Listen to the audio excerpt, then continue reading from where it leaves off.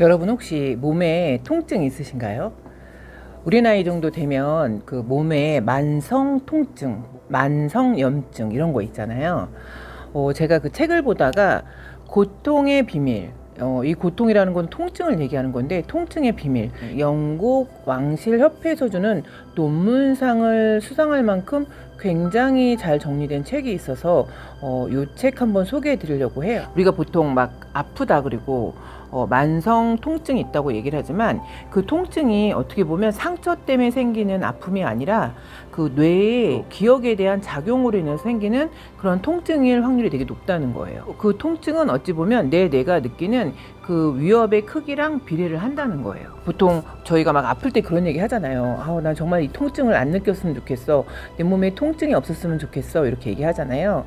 그런데 이 통증의 신호가 반드시 필요하다는 거예요. 그리고 이 통증의 신호는 되게 고마운 사인이라는 거예요. 통증은 우리 몸을 보호하는 예측성의 판단을 미리 알려주는 거기 때문에 몸에서 통증이 발생을 할 때는 이거를 예사롭게 그냥 넘기면 안 된다는 거예요. 그리고 저도 굉장히 이 통증 때문에 거의 6개월을 되게 시달렸던 적이 있었어요. 상사 그분이 저한테 그런 얘기를 하셨었어요.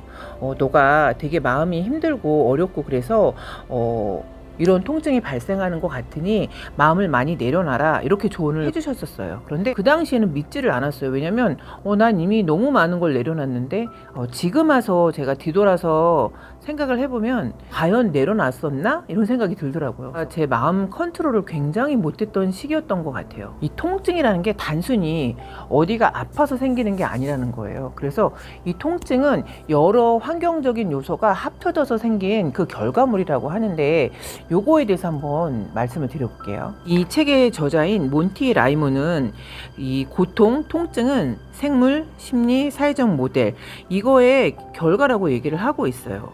그래서 생물학적인 요소로는 신경계, 유전, 염증 등이 있고 심리적인 요소로는 불안, 우울, 과거의 트라우마, 통증에 대한 믿음 이런 게 있고요. 사회적인 요소로는 직업적 만족도, 가족관계, 경제적인 상황 이런 게 있다고 얘기를 하더라고요.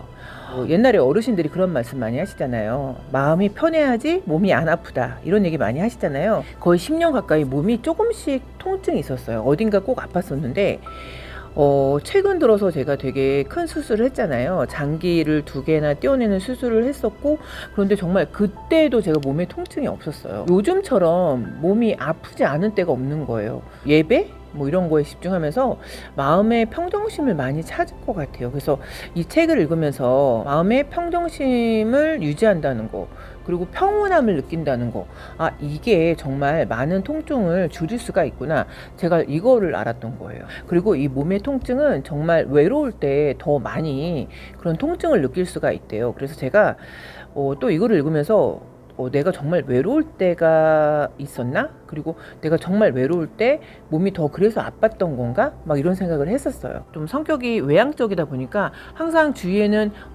친구들, 뭐 지인들 이런 분들이 있었기 때문에 제가 특별히 뭐 외롭다 이런 거를 많이 느끼고 산 사람은 아니었고 또 성향적으로도 제가 그렇게 외로움을 많이 느끼는 사람은 또 아닌 거죠.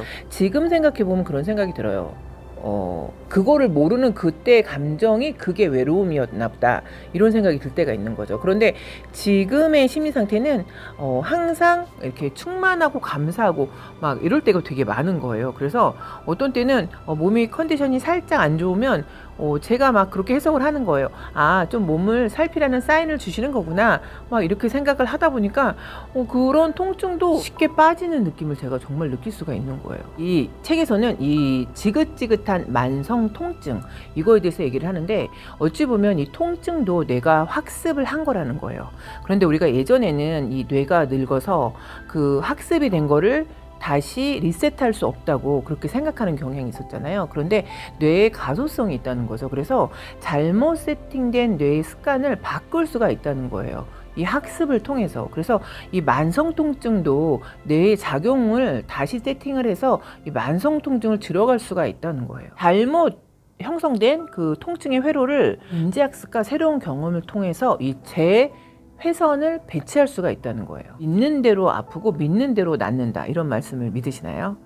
저는 제가 요번에 그 큰 수술하면서 정말 이 말을 너무너무 믿게 됐어요. 그러니까 뭐 플라시보 효과, 또 믿는 뭐 긍정의 힘 이런 거 많이 얘기하잖아요.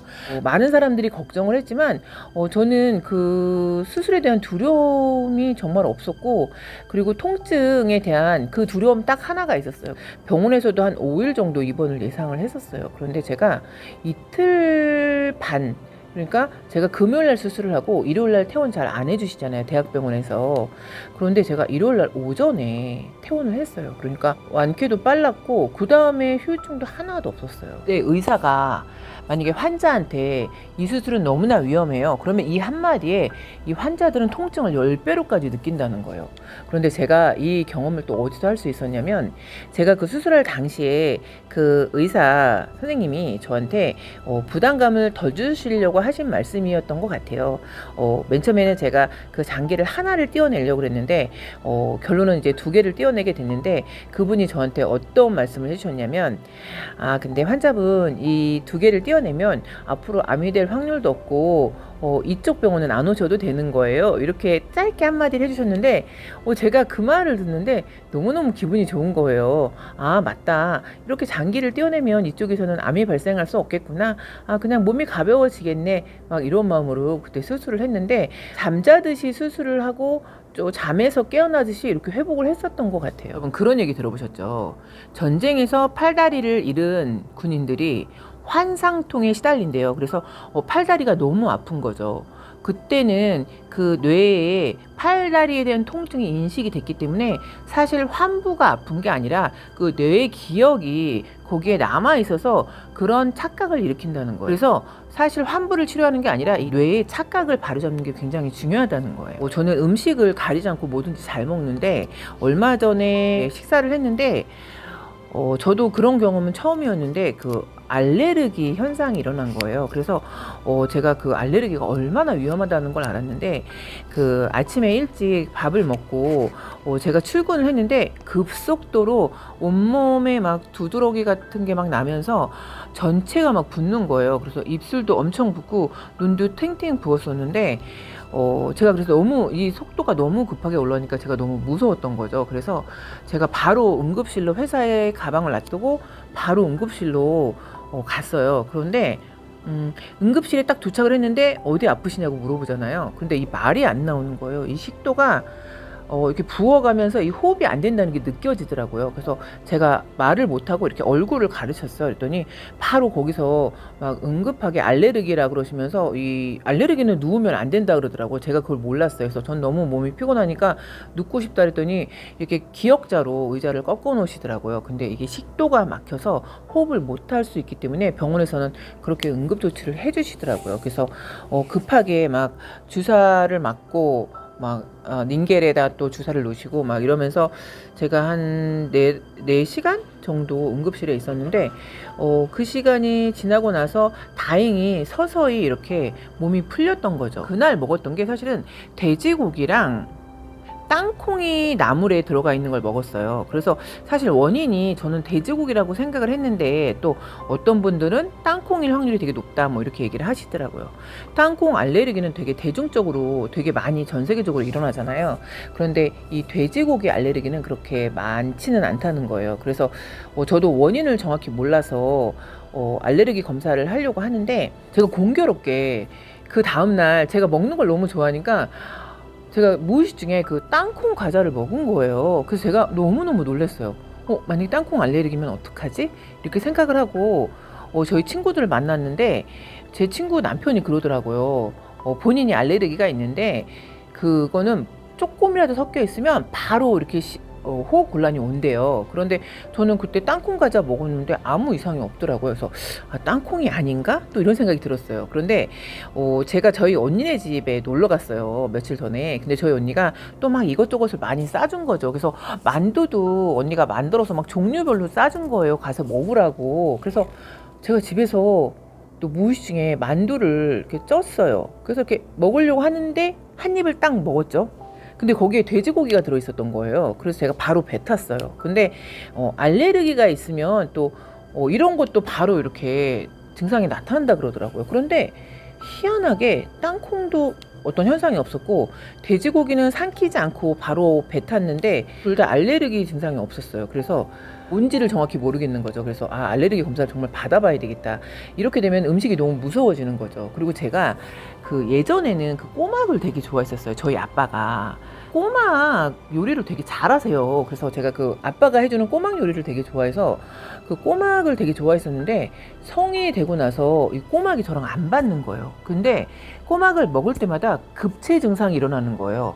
막 어지럽고 호흡이 안 되고 막 이런 증상이 일어나서 제가 그때는 내가 급체를 했나 이렇게 생각을 했었어요. 그래서 또 다음에 또 먹었는데 또 그런 증상이 일어나는 거예요. 그래서 공항에서 꼬막 비빔밥을 먹게 됐어요. 그런데 너무너무 급체 현상이 일어나고 막 식은땀이 나고 이래서 제가 그 공항에 응급실을 가는 바람에 비행기를 못 탈 뻔한 그런 적이 있었어요. 그래서 꼬막을 먹고 제가 3번이나 그런 증상이 생기는 거 보면서 내가 정말 체질이 바뀌었구나, 이런 거를 알 수가 있었죠. 나이가 들거나 수술을 하면 이 체질이 바뀔 수도 있대요. 그래서 기존에 먹던 음식이 안 받을 수도 있기 때문에 조금 조심을 해야 된다고 말씀을 해주시더라고요. 저도 이제 시간을 내서 한번 알레르기 검사를 해보고 정확하게 내가 체질이 어떻게 바뀌었나 이거 알아보는 거 되게 중요할 것 같아요. 그런데 제가 이 없던 알레르기가 갑자기 왜 생겼을까, 이게 너무 궁금한 거예요. 그래서 그 제미나이가 요즘에는 굉장히 정확하게 뽑아내잖아요. 그리고 이 제미나이에서 사고 모드로 돌리면 이 정확도가 굉장히 많이 높아지더라고요. 그래서 그 제미나이에 나온 거를 한번 읽어드려 볼게요. 이 알레르기는 극심한 스트레스나 피로, 질병 등 면역력이 교란되면은 그 음식을 침입자로 인해서 이 면역 체계가 가부화가 일어난다는 거예요. 그리고 또 하나는 그 교차 반응이라고 해서 그 알레르기가 있는 사람이 유사한 단백질 구조를 가진 음식을 먹으면 그 뇌가 같은 위험물질로 착각을 해서 반응을 일으킬 수가 있대요. 그리고 또 하나는 환경적인 요인의 진드기에 반응을 하는 부분이 있대요. 이건 제가 굉장히 생소했었는데, 특정 진드기에 물리면 이전에 잘 먹던 고기가 알레르기 반응이 생길 수가 있대요. 그리고 또 하나는 그 면역계가 간신히 버티고 있다가 어느 순간에 임계점에 도달하면은 그 누적된 그 부분이 노출이 돼서 알레르기 현상이 생길 수가 있대요. 그래서 이런 알레르기 현상이 생기는 부분들은 항상 비상약을 소지를 해야 되는 거죠. 그래서 제가 그날 그 굉장히 급속도로 일어나는 그 체험을 하고 나서는 제가 그 백에 항상 알레르기약 하나를 갖고 다녀요. 이 정말 자동적으로 반응을 하고 이제 내 몸의 기능이 하나씩 떨어지고 있구나, 제가 이거를 느꼈어요. 그런데 너무 신기하게도 그거를 그냥 자연스럽게 받아들이게 된 거예요. 내 얼굴에 주름살이 하나 늘어가듯이 나는 몸의 기능이 하나씩 내려가고 있구나, 이거를 그냥 아주 자연스럽게 받아들이게 됐어요. 그러면 그 현상에 대해서 나는 또 맞는 준비를 하는 거죠. 비상약을 소지하거나 음식을 조심해서 먹거나. 건강을 빼면 뭐가 남을까요? 그러니까 건강을 잘 체크하고 또 필요한 부분이 있으면 또 항상 챙기고 비상약도 소지하고 이런 것도 되게 필요하다, 이런 생각이 들었습니다.